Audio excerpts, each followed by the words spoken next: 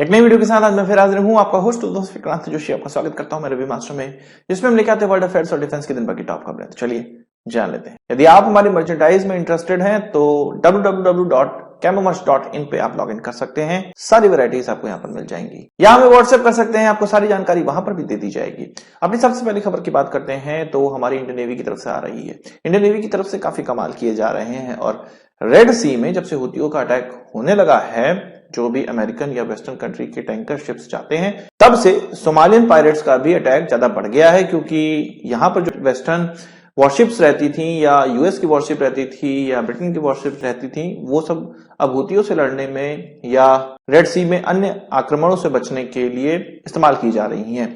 तो यहाँ पर सोमालियन पायरेट्स को आसानी से मौका मिल गया है अन्य शिप्स को निशाना बनाने के लिए, जिसमें कि फिशिंग वाली शिप्स बहुत ज्यादा होती हैं। यहाँ पर दो तरह की, मतलब एक साथ 1-2 दिन के अंदर में ही इंडियन नेवी ने 2 फिशिंग शिप्स को बचाया है। कल मैंने आपको बताया था कि ईरान के, जिसमें 17 लोग सवार थे, ईरान की फिशिंग शिप बचाया गया। अब जाके 19 पाकिस्तानियों को बचाया गया है। पाकिस्तानी फिशिंग शिप थी, उसको हमारे मार्कोस कमांडो की तरफ से बचाया गया है। आपको तस्वीरों में भी ये दिख रहा होगा, हमारे मार्कोस कमांडो दिख रहे होंगे।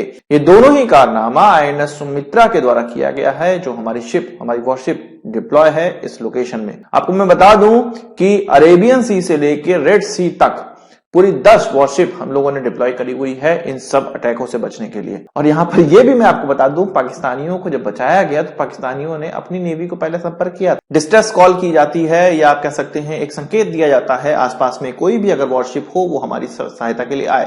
पाकिस्तानियों ने इग्नोर मार दिया। पाकिस्तानियों में कैपेबिलिटी तो है नहीं, औकात तो है नहीं। सोमालियन, इन्हीं के जो नेवी के, पाकिस्तानी नेवी के लोग होते उन्हीं को पकड़ के बंद कर देते। भारतीय नेवी वो थी जो पहली नेवी वहां पर पहुंची। यहां पर ऐसा नहीं है कि सोमालियन के पास हथियार नहीं थे, आपको फोटोज में हथियार भी दिख रहे होंगे, इनके पास हथियार थे। आसानी से इनको पूरी तरह से सरेंडर करवाया इंडियन नेवी के द्वारा और बचाए गए 19 पाकिस्तानी। यहां पर ये लग रहा होगा कि भाई हमने अपनी जिंदगी, अपने जवानों की जिंदगी इन पाकिस्तानियों के लिए क्यों खर्च कर दी, या एक तरह से कहिए क्यों संकट में डाली। अगर हमारा एक व्यक्ति भी वीरगति को प्राप्त होता तो इन पाकिस्तानियों से तो बढ़कर ही है।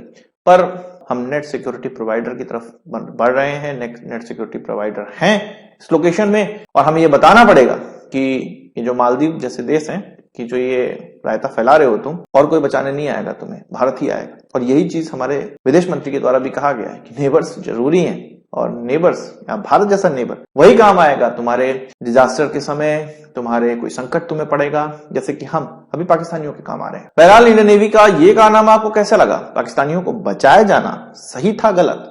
कंफर्म बताइएगा कमेंट बॉक्स में। आपके कमेंट का इंतजार हम लोग कर रहे हैं और सबके कमेंट हम पढ़ते हैं। बात अभी मालदीव्स की चली ही है तो मालदीव की बात कर लेते हैं। मोइजू की औकात उसको दिखा दी गई है, उसी के देश के अंदर, उन्हीं की पार्लियामेंट के अंदर और उनकी अपोजिशन पार्टी के द्वारा। अब उनके अपोजिशन पार्टी के जो चीफ है, जो उनकी जमहूरी पार्टी है, नेशनल डेमोक्रेटिक पार्टी है, उसके चीफ के द्वारा मंत्रणा की गई, इस पार्टी के द्वारा मंत्रणा की गई। और अब वो प्रेस वार्ता में ये कह रहे हैं कि मोइजू मोदी से और इंडियन से माफी मांगे, जो ये अभी हाल फिलहाल में पुराने जो पास्ट में जो उन्होंने बयान दिए हुए हैं उसके लिए माफी मांगे, तब जाके उनपे जो इम्पीचमेंट किया जा रहा है या किया जाएगा पार्लियामेंट के अंदर, उसको रोका जा सकता है, उस पर आगे बढ़त नहीं होगी। जो लोगों को नहीं पता है उनको मैं ये बता दूं कि ये किस्सा 3-4 दिन से स्टार्ट हुआ, जब उनकी अपोजिशन पार्टी को पार्लियामेंट में घुसने से रोका गया उनके एमपीज को। उसके बाद मोइजू के खिलाफ इम्पीचमेंट लाया गया और संडे को उसकी सुनवाई होनी है, उस पर वोटिंग होनी है। उससे पहले इनके अपोजिशन पार्टी के द्वारा यह कहा गया है कि मोइजू माफी मांगे, होश में आ जाए, और जो भारत के खिलाफ वो मोर्चा खोला हुआ है उसको वापस करें, और तब जाके उस पर सोचा जाएगा कि भाई उन पे इम्पीचमेंट करना है। इम्पीचमेंट का मतलब ये है कि वो राष्ट्रपति पद से हट जाएंगे, कभी राष्ट्रपति नहीं बन पाएगा। तो यहां पर क्लियर देखने को मिल रहा है कि भारत की जो विदेश नीति है वो काम आ रही है, और किस प्रकार से किसी स्थिति को संभालना पड़ता है बिना कुछ बोले, या संभाला जाता है बिना कुछ बोले, वो ये दर्शा रहा है कि हमारा जो पुराना एलाय देश है वो अगर हमसे कभी उसका कोई व्यक्ति हमसे बगावत करने लगे तो उसी के देश के अंदर को कैसे पिटवाना है, ये चीज हमें देखने को मिल रही है। आपका इस चीज पर क्या कहना है कमेंट बॉक्स में जरूर बताइएगा। बात कर लेते हैं इमरजेंसी प्रोक्योरमेंट की। इमरजेंसी प्रोक्योरमेंट कुछ 300 करोड़ रुपए का कोई प्रोजेक्ट जो कि हमारे तीनों सेनाओं के अंग में किसी एक अंग को अगर आवश्यकता है तो वो उसको अंजाम दे सकती है। बहुत ज्यादा उसके लिए प्रोसेस नहीं करना पड़ेगा और तुरंत उसको खरीदा जाएगा। ये इमरजेंसी प्रोक्योरमेंट की पावर तीनों सेनाओं के चीफ को दी गई थी। इसके लिए अब ऐसी खबरें आने लगी हैं कि जो भारत की सरकार है या डिफेंस मिनिस्ट्री है वो जो सेना है उसके इस प्रोक्योरमेंट से खुश नहीं है, या दोनों के जो इरादे हैं या दोनों का जो सोचने का तरीका है वो भिन्न होता जा रहा है। असल में इसके माध्यम से उरी अटैक के बाद 2016 के बाद 18,000 करोड़ रुपए की चीजें खरीदी गई, कैपिटल प्रोक्योरमेंट किया गया, मतलब नई चीजें खरीदी गई, या जो हमारे पास थी उनके एवज में भी चीजें खरीदी गई, या उनके रिप्लेसमेंट में चीजें खरीदी गई, या उनको फुलफिल करने के लिए, उनको कॉम्प्लीमेंट करने के लिए चीजें खरीदी गई। इसमें कुछ 140 ज्यादा ऐसे प्रोजेक्ट थे जिनको कि अंजाम दिया गया, इनके प्रोक्योरमेंट को अंजाम दिया गया। यहाँ पर सेना का कहना है कि हम कुछ भी खरीद सकते हैं, जबकि गवर्नमेंट का यह कहना है कि सेना उन्हीं चीजों को खरीदे जो कि हमारे पास हैं और उनको सस्टेन करने के लिए और चीजें उसमें अतिरिक्त जोड़नी है। ऐसा नहीं है कि नई चीजें खरीद ली जाए, ऐसा नहीं है कि कैपिटल प्रोक्योरमेंट किया जाए, या ऐसा नहीं है कि अगर स्पाइक मिसाइल हमारे पास नहीं है, एक एग्जांपल सुनते हैं, अगर स्पाइक मिसाइल हमारे पास नहीं है तो स्पाइक मिसाइल खरीदने चले गए। ऐसा नहीं करना है, ऐसा सिविल गवर्नमेंट सोचती है। पर भारतीय फौज की तरफ से नए नए हथियार इसके माध्यम से खरीदे गए हैं, जो कि मुझे सही भी लगता है कि बड़ी बड़ी फाइलों के बीच में हमारे कुछ प्रोक्योरमेंट रुक जाते हैं, पर ऐसे कोई बहुत से अच्छे हथियार होते हैं जो कि बड़ी फाइलों के बीच में लटक जाते हैं, कंपटीशन में या अन्य चीजों में फंस जाते हैं। तो इन चीजों को खरीदा भी जा रहा है। अब आप मुझे बताइए कि क्या भारत सरकार सही कर रही है या हमारी जो सेना है वो सही कर रही है? हो सकता है इसमें कोई एक राय दोनों ही पक्षों के द्वारा आके कुछ बने या उस पर मंत्रणा भी हो, पर हम कमेंट बॉक्स में भी ये डिस्कस कर सकते हैं। इसके अलावा राफेल एम की बात कर लेते हैं। आपको पता है कि इंडियन नेवी की तरफ से राफेल एम को खरीदा जाना अंतिम तौर पे सुनिश्चित किया गया है, उसको विनर घोषित किया गया है।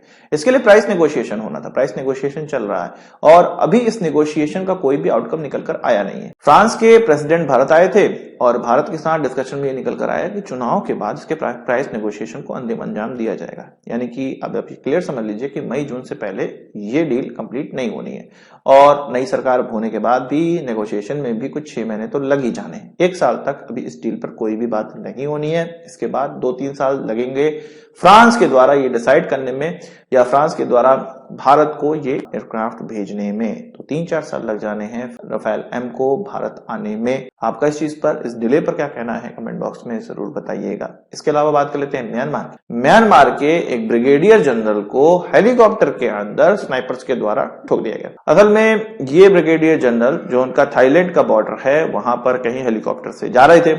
अब वो उतर रहे थे हेलीपैड पे, उतरने से पहले ही स्नाइपर अटैक हुआ। 4 लोगों को हेलीकॉप्टर के अंदर ही स्नाइपर के द्वारा मार दिया गया। 2 लोग इसमें सर्वाइव हुए, उन्होंने कहानी बताई और उसको क्लियर नहीं हो पाया कि कितने स्नाइपर थे, कहां से अटैक किए थे, पर उनके ब्रिगेडियर जनरल की जान इसमें चली गई। अब सोचिए इतने उच्च अधिकारी को स्नाइपर राइफल से मार दिया जा रहा है। ये पहली बार नहीं है कि उनके किसी ब्रिगेडियर जनरल को उड़ाया गया है। नवंबर में ब्रिगेडियर जनरल को एक बम से उड़ा दिया गया था। इसके अलावा कुछ 2000 लोग जो जुंटा राज के जो लड़ रहे हैं प्रो डेमोक्रेटिक फोर्सेस के साथ, ये अलग अलग एथनिक ग्रुप्स हैं जो कि हर बॉर्डर पे म्यांमार के साथ, म्यांमार की जुंटा के साथ लड़ रहे हैं, उनकी आर्मी के साथ लड़ रहे हैं। तो इनके द्वारा कुछ 2000 लोगों का जब आत्मसमर्पण, मतलब जुंटा राज के जो सैनिक हैं उनका जो समर्पण हुआ, उसमें कुछ 6 ब्रिगेडियर जनरल्स भी हैं जिनको की गिरफ्तार किया गया है। वो भी एक तरह से कह सकते हैं प्रिजनर्स ऑफ वॉर हैं। तो ब्रिगेडियर जनरल्स को काफी टारगेट किया जा रहा है म्यांमार के अंदर। आपका इस चीज पर क्या कहना है कमेंट बॉक्स में जरूर बताइएगा। आज की इस वीडियो के लिए बस इतना ही। आशा करता हूं कि वीडियो पसंद आया होगा। आप इसका एक बड़ा आंसर जरूर देंगे। इस वीडियो संबंधित सवाल चाहो कमेंट बॉक्स में जरूर लाइएगा और यदि आपने हमारा चैनल सब्सक्राइब नहीं किया उसे भी कर लीजिए, क्योंकि हम इस प्रकार की वीडियो लाते रहते हैं। नमस्कार, थैंक यू, जय हिंद।